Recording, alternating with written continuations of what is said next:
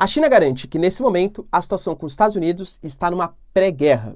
Isso não só por conta do abatimento do balão meteorológico ou espião, vamos falar aqui o que os Estados Unidos fez, mas principalmente pela instalação de novas bases e novos armamentos em países ou territórios muito próximos da China.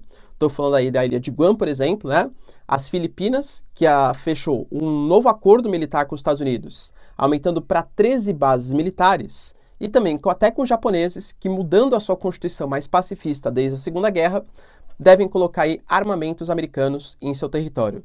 É uma geopolítica do Oceano Índico-Pacífico, galera, muito importante. Notícias importantes também relacionadas à Ucrânia, que discutiu ali o Zelensky com o Olaf Scholz, premier da Alemanha, que as armas que foram recebidas, os blindados que foram recebidos, não serão utilizados para ataque, e Benjamin Netanyahu, que tem algumas rusgas muito fortes com a Rússia, mas acha perigoso combater os russos nesse momento de grande tensão geopolítica, anuncia um acordo com Putin. Que acordo que é esse? Se vocês querem entender um pouco mais sobre esses assuntos, e muito mais também sobre geografia, geopolítica, atualidades, política, polêmicas, enfim, tudo para você se manter sempre bem atualizado, já se inscreve no canal, deixa seu like, compartilha esse vídeo, que eu, professor Ricardo, conto muito com a sua ajuda. Belezinha? Pessoal, me segue lá no Instagram, tá? Super legal, super importante. E caso você queira contribuir para que eu continue produzindo conteúdos diários aqui para vocês, seja membro ou faça uma contribuição via chave Pix, pessoal, que eu agradeço demais, tá bom? E claro, se você quiser o curso mais completo de Geografia, Geopolítica e Atualidades, para se manter informado ou para algum concurso, pré-vestibular, galera, sensacional, link na descrição. Tá em preço de pré-lançamento ainda, só vai ser lançado o curso, né, mas as aulas já estão lá, tá? Dia 21, 22. Aproveita lá, galera, que vocês não vão se arrepender. Tamo junto? Então bora lá pro vídeo, ó. Seguinte, a gente teve um anúncio super importante entre Filipinas e Estados Unidos. A gente pode até gravar um vídeo aí no futuro falando um pouquinho mais sobre a relação entre esses dois países.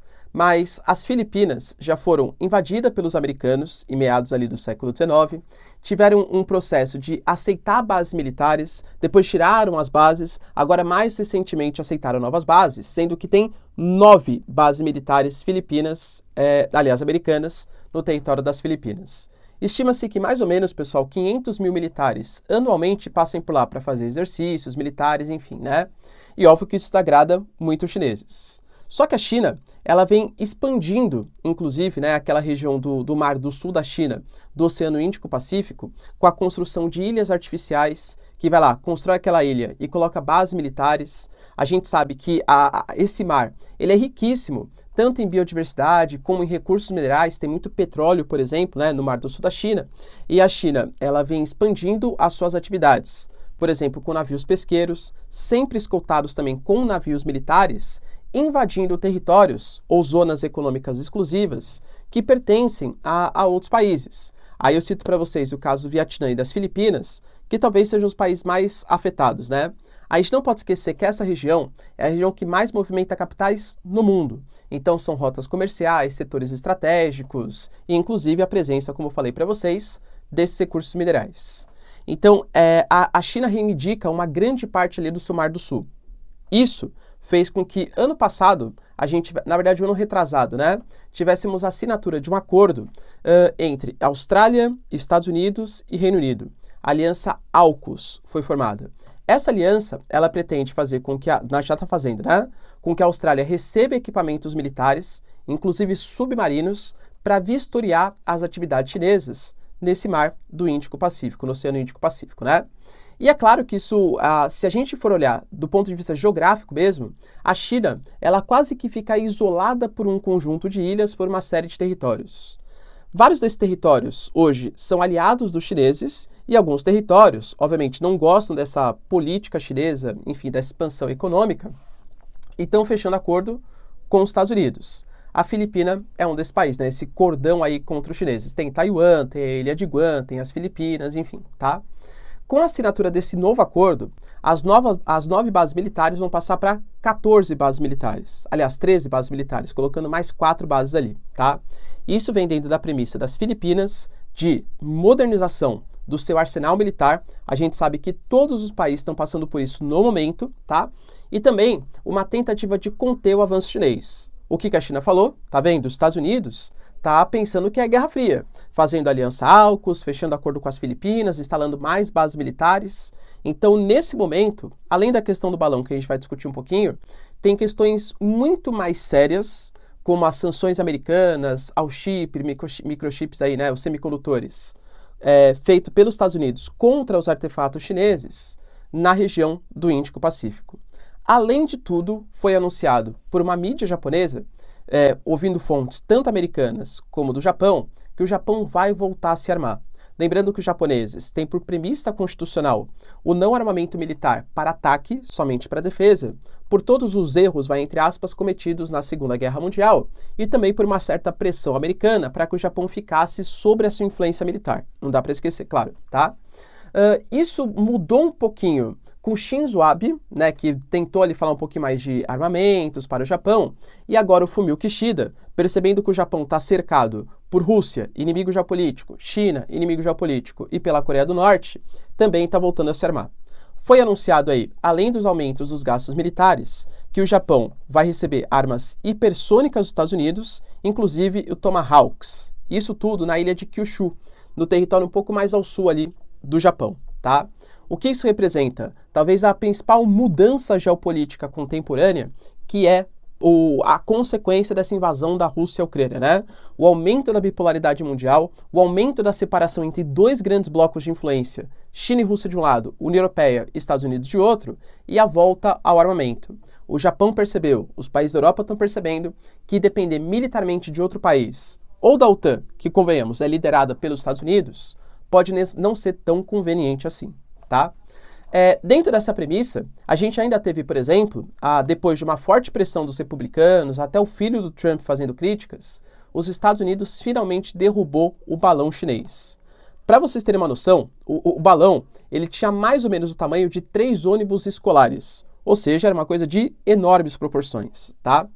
Quando ele invadiu o território dos Estados Unidos, os Estados Unidos alegou que era para espionagem, inclusive mostrando ali um artefato que estava pendurado no balão, e a China alega, e inclusive até agora fala, que é um balão meteorológico que acabou escapando por conta dos ventos fortes, enfim. Inclusive tem um balão até que foi visto também chinês na Colômbia, Na Colômbia, tá? Os Estados Unidos derrubando esse balão, por que o Biden estava sofrendo críticas? Porque, segundo os republicanos, se algum artefato militar americano estivesse sobrevoando o espaço chinês, a China já derrubaria no mesmo momento. Por que o Biden não tinha feito isso ainda? Por que esse balão foi colocado nos Estados Unidos? A gente não sabe também exatamente, né? Se foi realmente um acidente, enfim. Mas, talvez seja uma amostra, né? Porque assim, convenhamos, espionagem, teve até gente falando nos comentários, professor, mas o balão, ele pode perceber som, coisa que os satélites não podem e tal. Mas eu duvido que o balão tenha algum tipo de capacidade de perceber alguma coisa que a China ainda não consiga com as redes, com os satélites, né? Bom, mas talvez mostrar uma certa fraqueza, né? O balão, ele sobrevoou o território, por exemplo, de Montana, que é onde existem bases nucleares ali dos Estados Unidos, e o balão, enfim, pelo menos uma pulga atrás da orelha colocou na cabeça dos americanos, atrás da orelha aí nos Estados Unidos. Com isso, o Antony Blinken cancelou a viagem que ia fazer à China, fez uma série de críticas e a China também reclamou, falando que os Estados Unidos ele feriu todos os princípios éticos e políticos, derrubando um balão que era só civil meteorológico, somente para pesquisas. Ou seja, mais um conflito aí envolvendo China e Estados Unidos. A Alemanha, ela lançou, né, eu falei para vocês, o Leopard 2, 14 blindados vão ser mandados, autorizou ontem também o Leopard 1, que é um pouco mais antigo, né, mas também pode ser usado ali no campo de batalha, só que a Alemanha tem uma grande preocupação. Geograficamente falando, a Alemanha é o primeiro país da Europa Ocidental que fica ali na proximidade com os russos. Rússia, Ucrânia, Polônia e Alemanha. A Alemanha sempre manteve, até como liderança da União Europeia, um papel importante de mediação com os russos. A Merkel tinha importantes negociações com o Putin, por exemplo, né? Então a Alemanha sempre tentou fazer essa diplomacia. Quando a Alemanha anunciou que vai mandar os blindados, o Putin fez uma série de críticas, inclusive nos 80 anos, né, da Batalha de Stalingrado, o Putin até falou, a gente derrotou os nazistas alemães à época e agora estamos derrotando também novamente os tanques alemães. O Olaf Scholz falou que é descabida esse tipo de comparação histórica, que não tem nenhum cabimento, mas anunciou também, inclusive em parceria com o Zelensky, que os blindados que forem para a Ucrânia não serão utilizados para atacar os territórios dos russos. Qual que é a grande crítica aqui? Qual que é o grande pensamento, né? O que a Alemanha considera que é território russo? Porque se for considerar a Rússia pré-guerra ou a Rússia pré-invasão da Crimeia, beleza. Será que a Rússia considera que os territórios que foram ocupados, que foram invadidos, que tiveram ali, os plebiscitos aconteceram com Kherson, Crimeia, Lugansk, Zaporizhia, Donetsk, isso é território russo também? Porque, então, os blindados vão ser recebidos e não podem atacar essas áreas que foram invadidas. Porque, segundo a Rússia, isso é território russo. E isso geraria algum tipo de resposta, claro, por parte da Rússia. Então a gente percebe que o Zelensky falou, né, que está com grande dificuldade no campo de batalha, está precisando um pouco mais de ajuda. E dá para perceber que a Alemanha, ela está bem assim em cima do muro. Ela mandou ajuda, pressionada pelos países ocidentais, mas não quer que a sua ajuda fira o território russo porque sabe das possíveis consequências geopolíticas desse ato. A Alemanha está bastante pressionada. E para finalizar aqui, galera, o nosso vídeo, falar um pouquinho sobre um acordo que rolou, pelo menos nas palavras do Benjamin Netanyahu, entre Netanyahu e Putin. A relação entre os dois está um pouco polêmica no momento, né? Porque Israel, aparentemente, não foi comprovado, mas fez o ataque ao território iraniano, lembrando que o Irã é um parceiro, sim, da Rússia, tá? E Israel tem conflitos muito graves com a Síria. Por exemplo, a disputa das colinas do Golã. E a Síria também é um grande aliado da Rússia. Inclusive, o Bashar al-Assad, quando rolou a Guerra Civil da Síria, grande parte da ajuda que ele teve para combater ali o Exército de Libertação Nacional, as tropas do ISIS, foi com tropas russas, com aeronaves russas. Então, sempre tem ali uma disputa, principalmente no sul da Síria, mais próximo da fronteira com Israel, entre equipamentos militares russos e equipamentos militares israelenses, tá? E além do que, o conflito entre Israel e Irã também opõe novamente, né? Israel aliado dos Estados Unidos, grande aliado, e o Irã aliado da Rússia.